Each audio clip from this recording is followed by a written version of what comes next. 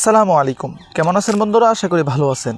তো আজকে আপনাদের জন্য একটি ইন্টারেস্টিং ভিডিও নিয়ে চলে আসলাম যে আমাদের কিন্তু অনেক সময় এমন হয় যে আমাদের ফোন মেমোরিতে কিছু না থাকা সত্ত্বেও কিন্তু আমাদের ফোন মেমোরিগুলো ফুল দেখায়।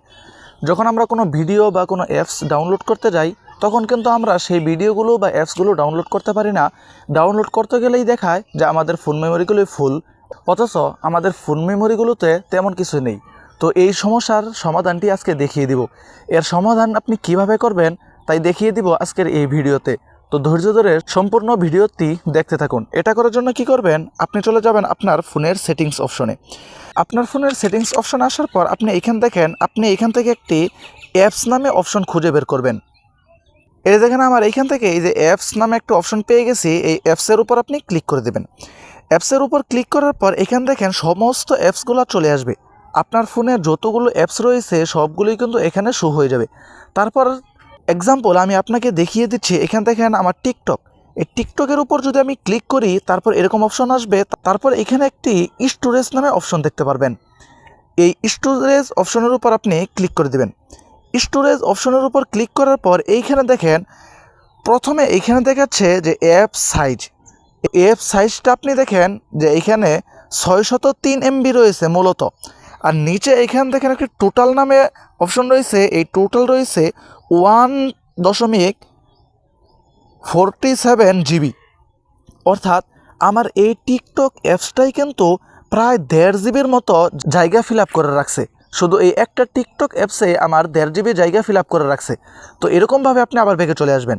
ব্যাগে আসার পর আপনি এখানে দেখেন আমার এখানে ইউটিউব নামে অপশন রয়েছে, ইউটিউবও ক্লিক করলাম।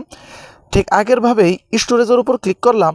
তারপর এখানে প্রথমে দেখেন অ্যাপ সাইজ হচ্ছে 175 MB। আর নিচে এখানে টোটাল দেখাচ্ছে 3.81 GB। অর্থাৎ প্রায় কিন্তু আমার 4 GB এই ইউটিউব অ্যাপসটাই ফিল আপ করে রাখছে। তো এটা আপনি কিভাবে সমাধান করবেন? এটা সমাধান করার জন্য আপনি প্রত্যেকটা অ্যাপসের এইভাবে চেক করে নেবেন। যেই অ্যাপসগুলোতে এরকম বেশি এমবিগুলো ফিল আপ করে রাখছে সেই অ্যাপসের ভিতরে চলে যাবেন। ধরুন আমি এখান থেকে এই টিকটকের ভিতরে চলে গেলাম। টিকটকে আসার পর এখান থেকে এই যে স্টোরেজ অ্যান্ড চ্যাট, এই স্টোরেজের উপর ক্লিক করে দেবেন। স্টোরেজের উপর ক্লিক করার পর আপনি এখানে ডান দিকে দেখেন যে ক্লিয়ার ক্যাচ নামে একটি অপশন রয়েছে। এই যে দেখেন এই যে ক্লিয়ার ক্যাচ, এই ক্লিয়ার ক্যাচের উপর আপনি ক্লিক করে দেবেন। ক্লিয়ার ক্যাচের উপর ক্লিক করার সাথে সাথেই কিন্তু এখানে দেখেন আমাদের কিন্তু এখানে অনেকটা এমবি কমে গেছে। তারপর আপনি কি করবেন, এই বাম সাইডে দেখেন ক্লিয়ার স্টোরেজ নামে একটি অপশন রয়েছে, এই ক্লিয়ার স্টোরেজের উপর আপনি ক্লিক করে দেবেন। তারপর আপনি এই ডিলেট নামের অপশনের উপর ক্লিক করে দেবেন। এখন দেখেন আমার কিন্তু টিকটক অ্যাপস থেকে এখন দেখেন প্রায় 1 GB কিন্তু চলে গেছে।